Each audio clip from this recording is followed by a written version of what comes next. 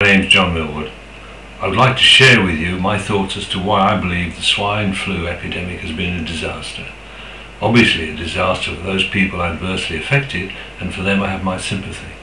But thereafter there's so many mistakes made for the future of medicine that I despair. First of all, we started with the gross adverse publicity, so widespread, so continuous, that you couldn't help but wonder and admire it really, because somebody who wanted to promote something would not have done quite so well. Luckily there was a break from that with another disaster, that was the MP's expenses, but that's another story. And then it comes back with even more vengeance. It had the desired effect, with people pleading for help, to have something antiviral to be protected against this plague. And so we start. First of all, there is the so-called antiviral called Tamiflu. Not antiviral. In my book, antiviral means it would kill the virus.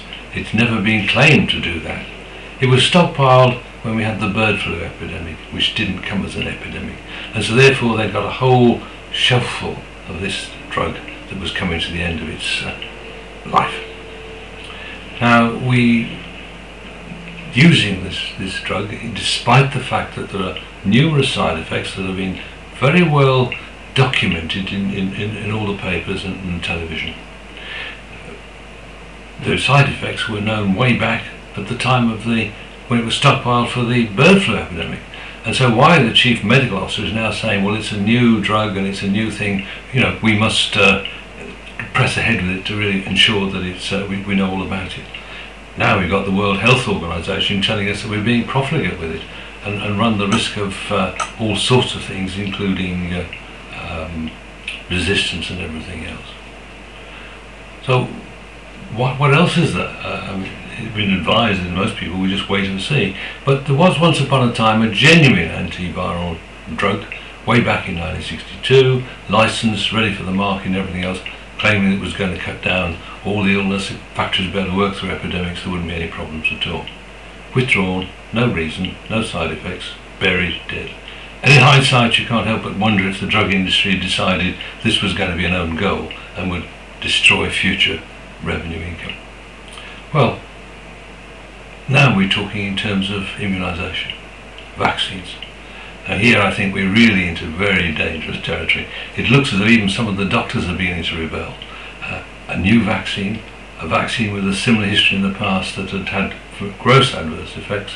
You've got all the neurologists talking about Guillain-Barré syndrome. You've got other people that believe, and I do, that all vaccines can cause damage. Not necessarily immediately, but in the long term. In other words, somebody damaged by a vaccine as a child may not get ill health until they're well in the 60s. So it's a very real threat. And so why the medical officer of health is actually urging us to have vaccines and saying that this is the only way forward, it is, in my view, is just crazy. What else can we do? Well, there are natural substances. I'm told, although I have no proof, that coconut milk is antiviral. Certainly I've come across an Asian fruit called mangosteen, which has been intensively investigated at universities, and some of the extracts from the skin of the mangosteen have been proved to antiviral. There are complete extracts or complete expressions of the fruit now on the market, which could be helped to prevent, could treat viruses, treat a lot of other illnesses as well. And that seems to me there are far more natural ways of treating and preventing, particularly preventing and giving people better immunity than the drugs. Then there's the much maligned homeopathy. Ignorant, and you can't help but feel this is orchestrated for all the wrong reasons. Several countries now produce very effective antiviral homeopathic remedies. It's unscientific? Certainly not. The doses and the ingredients are carefully calculated by physicists, and they work. I've proved it time and time again. And certainly if I got flu and had to have anything, it would be first choice homeopathic, no choice Tamiflu, no choice whatsoever for vaccines. So, what was it all about? Well, we're told that this was to help, and the only people really adversely affected are people with underlying medical illnesses. Now this is where the money really should be spent. You don't get an underlying illness overnight, and there are therefore very many millions of people that are working their way through life over a period of 10 or 15, 20 years, till eventually they get what is the medicine would call an underlying medical illness. Now this is where the money should be spent. If only people would look at prevention. They don't want to look at prevention for one very good reason. They don't want to know the cause of disease. Once you know the cause of disease, you can practice prevention and you can help to treat.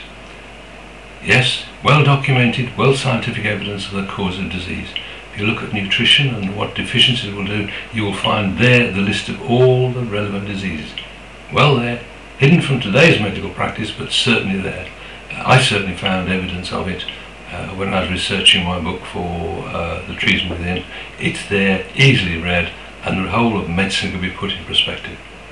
So we go down the present route of treating everything with what's proved to be dangerous pharmaceutical products, or we go back to basics. Now, the health service is under threat from financial resources. Everybody's saying that it's going to have problems.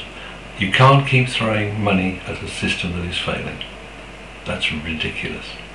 To save the health service, you've got to go back to prevention, you've got to get people, and you've got to trust people.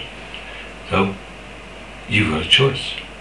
If you go to your GP for advice about the immunisation, although perhaps 20% of them are refusing it themselves, and if I was a GP now, I certainly would refuse it, but can you rely on somebody who has a vested interest in giving you and your family and your friends a vaccine when he may well be paid £8, probably even more pounds to give you that immunisation? It's time to wake up and to go back to basics and to say what should be medicine. Hippocrates said, you should not knowingly harm your patient. I wonder why we've stopped taking the Hippocratic Oath when we take our medical degree. Thank you for listening.